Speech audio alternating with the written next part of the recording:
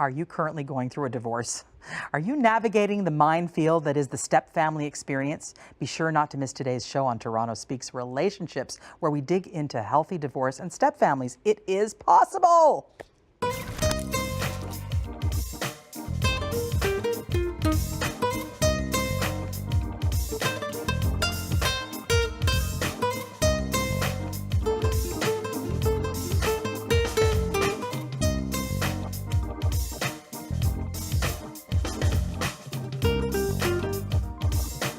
Welcome to Toronto Speaks Relationships. I am your host, Victoria Lorient-Faibish. I'm a registered psychotherapist, relationship expert, author, and speaker.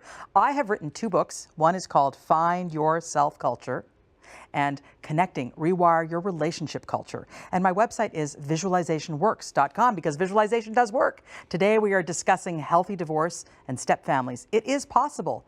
So many things lead to divorce. Different values, priorities, betrayals, drifting apart, falling out of love, and more. Just because you are divorcing does not mean you have the right to hurl dysfunction at one another. You can choose to make adult choices that preserve the healthy relationships, including being mindful of how you impact the kids with your words and your choices. You can choose to get better, not bitter. You don't need to feel like a victim. For this, it is necessary to have an understanding that there is a process to becoming a healthy step family. Knowledge is power. And we are here to impart some good knowledge to our lovely viewers about how to have a healthy divorce and step family. I have the pleasure of welcoming 2 awesome people. Blythe Ward, who has worked with step families in her private counseling practice for 18 years and has been a step family for 25 years. You can get her brand new book, Stepping Up to a Healthy Step Family, on her website, blytheward.com. Also, we have a returning guest, the incomparable Silvina Echegoyen, a great friend of mine. Her story is the final case study in my second book, in which her family is a living example of healthy divorce and step families. I wanted to bring her in to give the viewers a real-life example of how to do it right. Silvina is also a mindful marketer, and her website is sincerity.ca. Welcome, Blythe and Silvina. Thank you. Thank you so much for being here. Happy to be here. So glad you're both here. And, you know, this is such an important topic. I mean, I cannot tell you, and I'm sure you both can relate, that there are so many people that are going through divorces and are having such terrible times with step family situations. And they're really kind of messing up the kids and messing up each other. And I get so sad because, you know, what gets me up in the morning is knowing that the work that we do is helping people not to repeat multi-generational dysfunction. And how they do the step family thing is crucial in stopping that multi-generational dysfunction. So you wrote this incredible book, Stepping Up to a Healthy Step Family, Blythe. Yes. And I just want to, you know, the first thing right off the bat, burning question, you know, right off clients I've been working. And the question is, you know, when people are entering into a step family situation, new partner is there, that's starting, you know, when should they introduce the new partner to the kids? That's the first thing I want to know from you. Well, when's a good time? What's a rule? Everybody does it differently because it depends on how long they've been divorced. Okay. But slowly. How long should people wait? I don't think it's a matter of how long they should wait. Okay. It's more a matter of how their relationship is working and how the children are coping. Okay. And is it age related as well? It can be, Okay. very much so. For example, teenagers have a difficult time because they're teenagers and they're having a difficult time anyway. Right. So there's not an exact amount of hours and time that you need to spend before you get involved in your step family. Okay. It's important to know, though, that children feel a lot safer and are more willing to give of their hearts if the couple are considering marriage, serious about their relationship. Otherwise, they think maybe this one isn't going to work either, and they're not going to get involved and give their hearts. Breaks their hearts a bit too. Yeah. So would you say, I just need to ask this, would you say that it's important to wait until there's a commitment before you introduce your kids? I think you want to know that you really are committed. You really are committed. Because your marriage is the foundation of this step family. And if it's not going to work, then nothing's going to work in the step family either. So wait until there's a commitment. Wait until there's something more serious. You know that you're going to take this a distance. A distance, okay. Because your kids' hearts and souls and minds are extremely important to be very, very careful with. Oh, absolutely. And you're a package deal. You come as a package deal with your children, dogs and all. Yeah, don't forget that. It's very huge. It's huge. Yeah. Yeah. Now, Sylvina, you know, a dear friend of mine, you know, I have tremendous respect for you. Your family was the amazing they gave of themselves. I wrote this last case study in my book, Connecting, and I have to say, you know, I have such respect for you and for, you know, for all of the people in this family. You guys are the poster people, in my opinion, for good divorce, for healthy divorce. And it is possible. That's why I'm doing this show today, because it's possible. Yes. Why do you think it became so healthy, or it is so healthy? What do you think the key is for you guys? The first one was always accountability. So tell me more about that. And I say that as in accountability for myself and for Brad, well, my ex-husband, like the father, and as well as the new partner, and understanding our individual roles in it and our own responsibilities for it. So that's what you mean by accountability. People are taking responsibility for what? Their moods, their everything, their experience, everything from their state of being to their thoughts to their emotions. Right. It's, you know, you've never heard either one of us say, "You made me feel this," or "You did this to me." Right. It is always, "I feel this. This is the situation." Right. It's never a transference or a blame.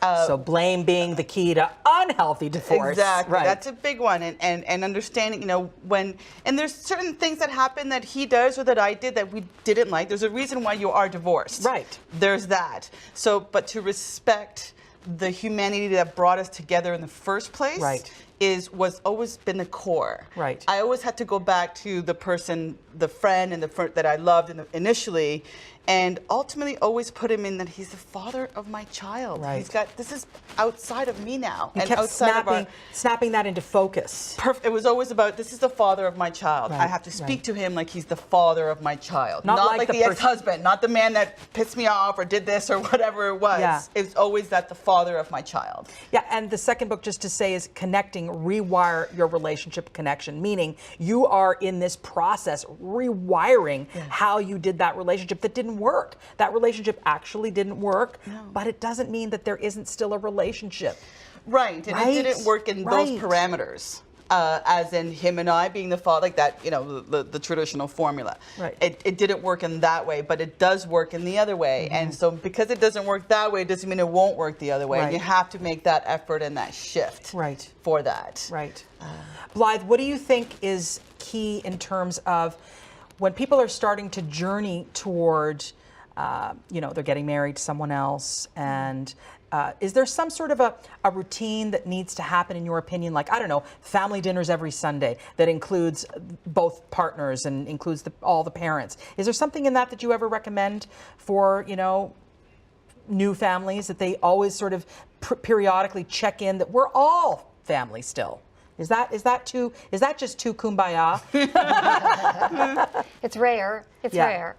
I think you go from the divorce and you move into the step family. Okay. I think that you let that go and go in. Okay. I think what's important to remember is that your expectations have to change, and that this is not going to have the first family feeling, and that it's still going to be good, and it's still going to be fun and a wonderful family, but it's going to be different. And as soon as you accept that, you have a better chance of your step family working. Right. And let's just remind the viewers, stepping up to a healthy step family. It's so important because step families can be so unhealthy, but we want to make sure that they are absolutely healthy.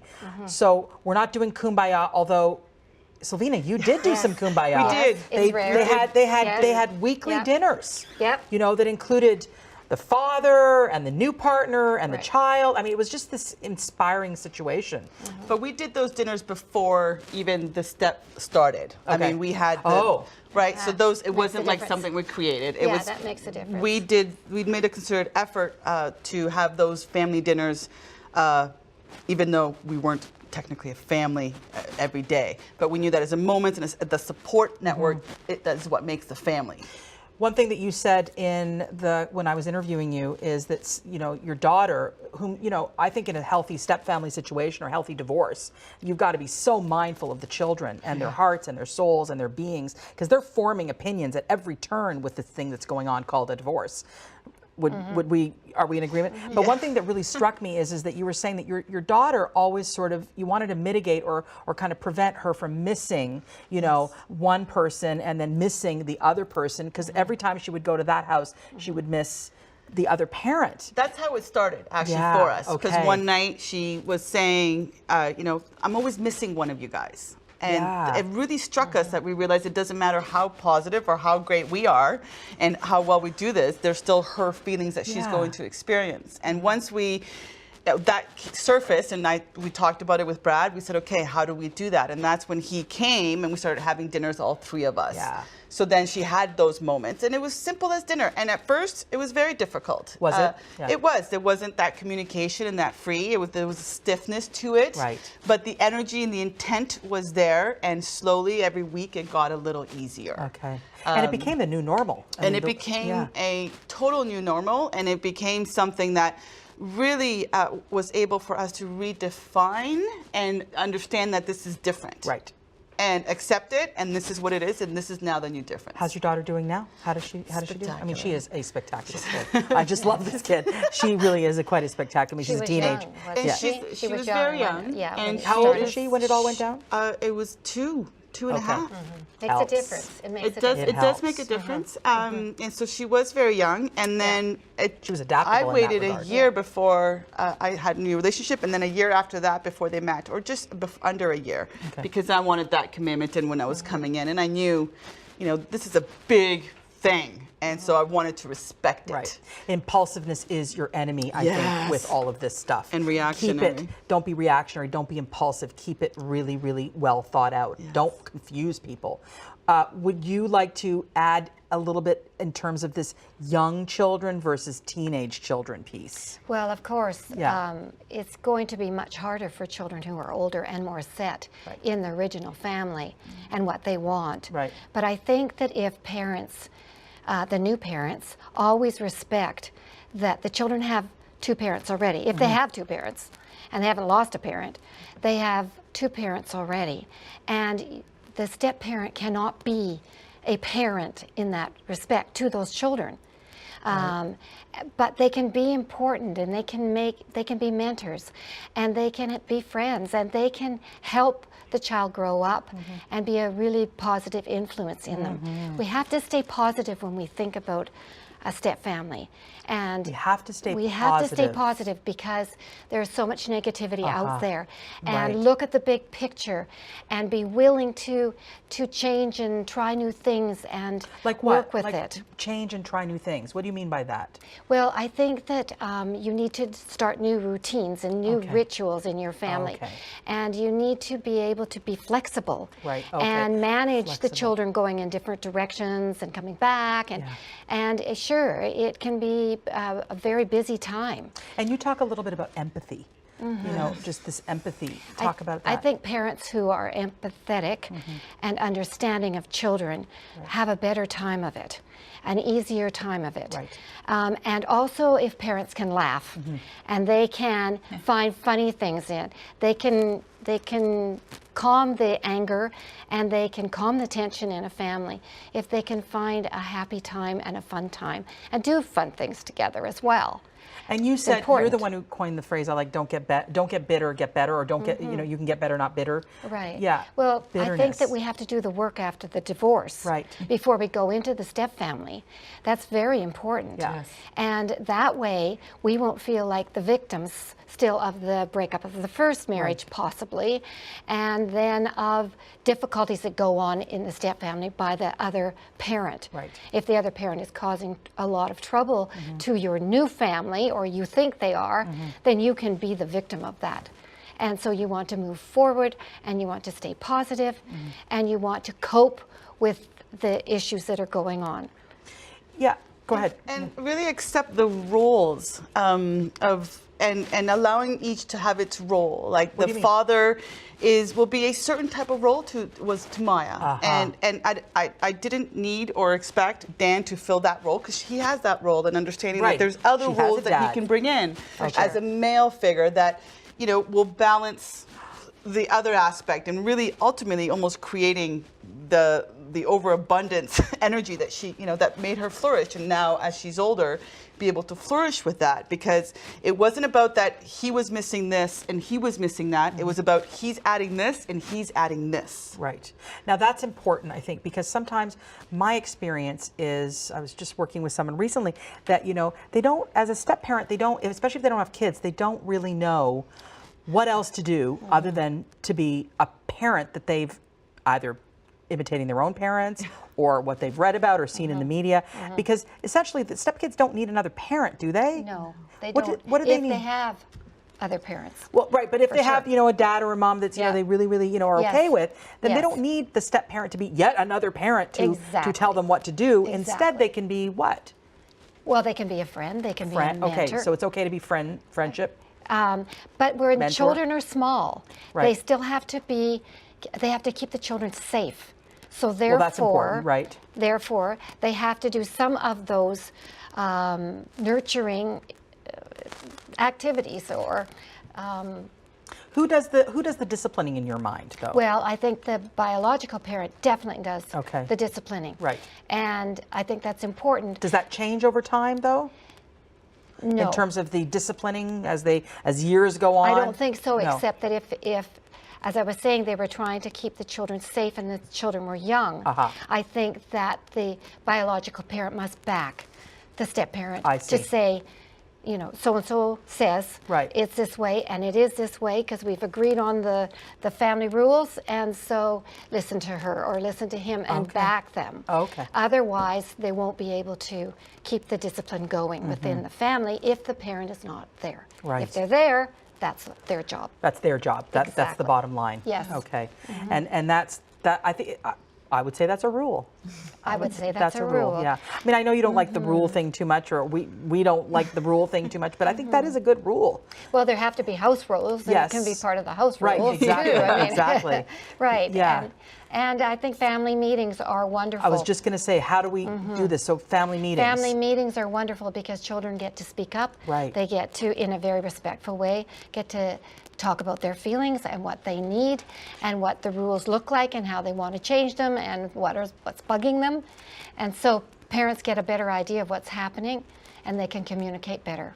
So family meetings, the biological parent is the main disciplinarian. Yes. The step parent can be the friend, the mentor, but keeps the young children safe. Yes. Okay. In situations where they have young children. Right, if there's young children, right. exactly. With In teenagers, though. teenagers it's a bit different anyway. Yes. And they're breaking away. So they don't really want to be part of a step family because they're breaking away from family, period, and that's how it should be. Absolutely. They're individuating. Exactly. They need to individuate. So a lot of respect has to go around the teen. Right. And in all families, that's the one thing. Being polite and respectful is huge Right. in a step family. Yes. And as Because they've long come as from they divorce situation, which presumably had a lot of strife and fighting and all that. So we want Maybe. this often, Yeah. maybe not always, but often. So what we want now is for the step family to be peaceful and a new normal of interrelating that is not so strife filled. Maybe, yes. I think, well, definitely that. But teenagers, they need to still be part of a family. They Right. need to still be accepted and loved. Absolutely. And all children can be very afraid.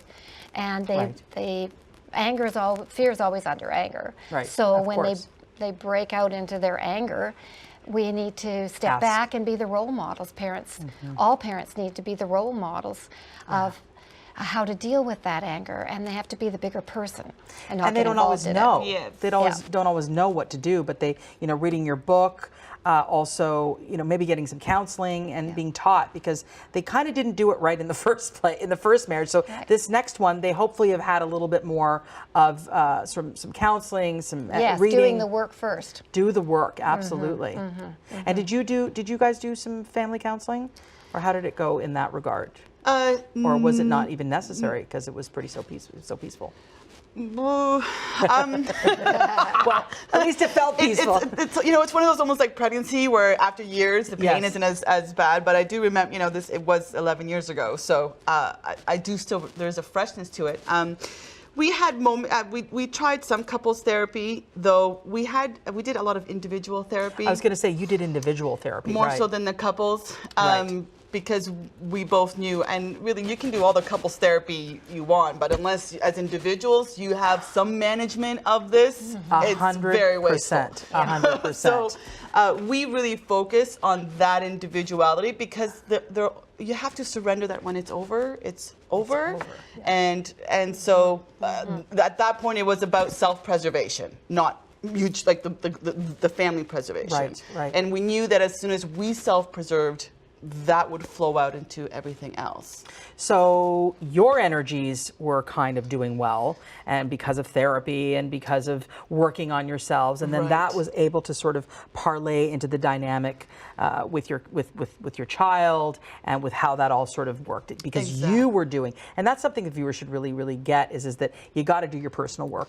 You got to look at yourself. If you don't look at yourself, I have to say, would you agree, Blythe? Yeah, and Sylvia, if you don't do your personal work, nothing is going to happen, because you're operating in this unconscious way. You're hurling your dysfunction. You're bringing it all into the step family. That's right. From the past family. Exactly. And you're actually bringing all of that baggage forward. And, and I want people to take responsibility for the fact that their subconscious stuff, their hurts, their resentments, their stuff, if it doesn't get resolved, it's not going away just because you changed partners. That's the thing. Changing a partner doesn't mean that it gets better. The same patterns will repeat themselves simply because you haven't changed.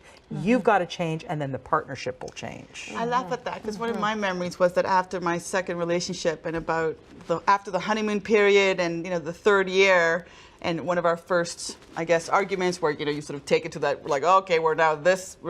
I remember thinking, oh my gosh, it's not the man, it's just men, or the relationship aspect of it, whether it's men or women. Right. But that's when there was a huge awakening for me, that I was like, oh, it's the relationship between the man and the woman, not just the man in front of you. And it doesn't matter who you put in front of you. The difference in the sexes, you mean? Exactly. Okay. When I realized it's men and women deal very differently with a lot. Exactly. Right. Yeah. And so whether it's this man, that's it. So it doesn't matter what man or what woman's in front of you. That dynamic, that archetype is always going to be there, and you need to know how to communicate with that archetype. Right. And as we're heading toward our wrap up, what would you say to men and women specifically, the difference piece? Do you have something about that that you refer to, the fact that men are so different from women, and how they do the step-parent, a stepmother is different from a stepfather? Anything? Well, women are often raised to nurture. Right. And they want to nurture. And so a stepmother has a lot of trouble stepping back.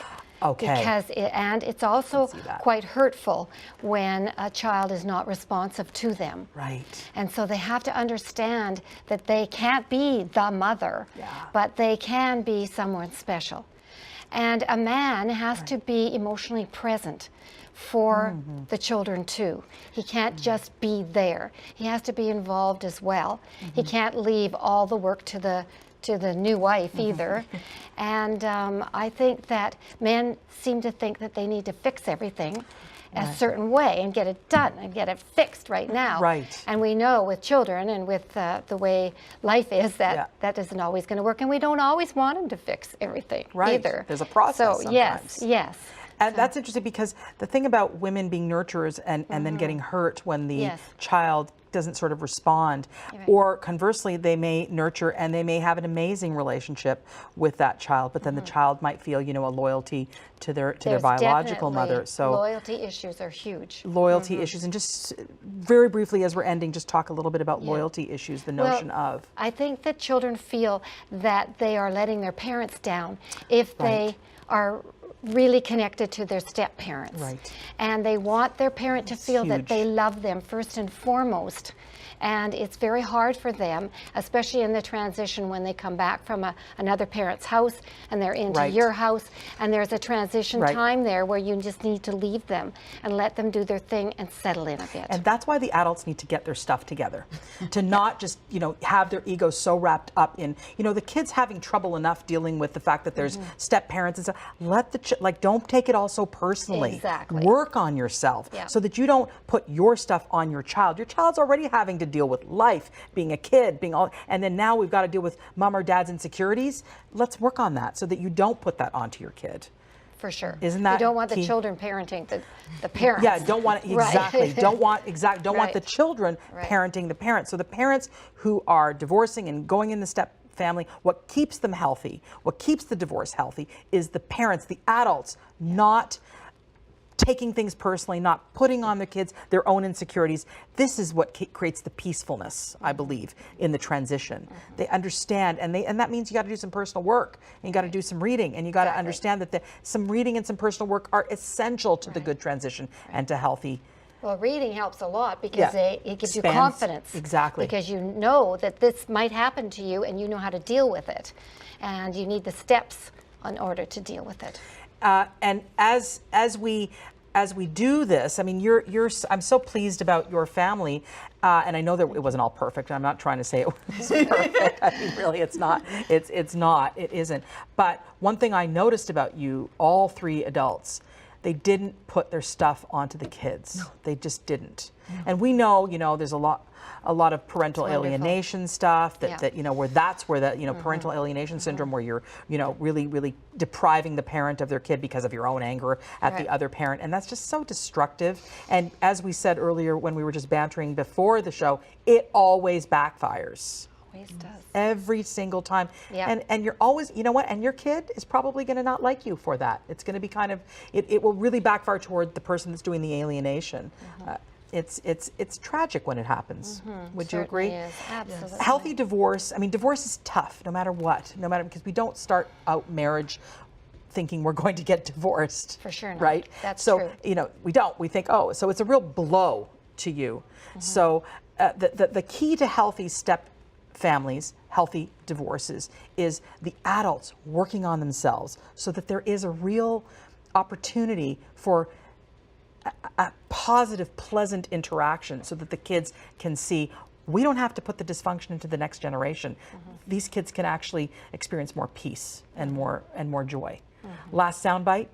Do you have a last soundbite? I think that it's important for step families to know there's a process. Okay, it's not quick. It's not quick. It's not going to happen overnight, and it takes time. Right. Give me a soundbite, Sil. Patience, and unconditional acceptance. All right. There you go. Good one. That's all the time we have today. Thank you to our viewers at home for tuning in, and thank you, Blythe Ward and Sylvina Echegoyen, for helping Torontonians understand the healthy divorce and step families are possible. Remember, stay grounded, love yourself, and be open to growing and exploration. Talk to you soon.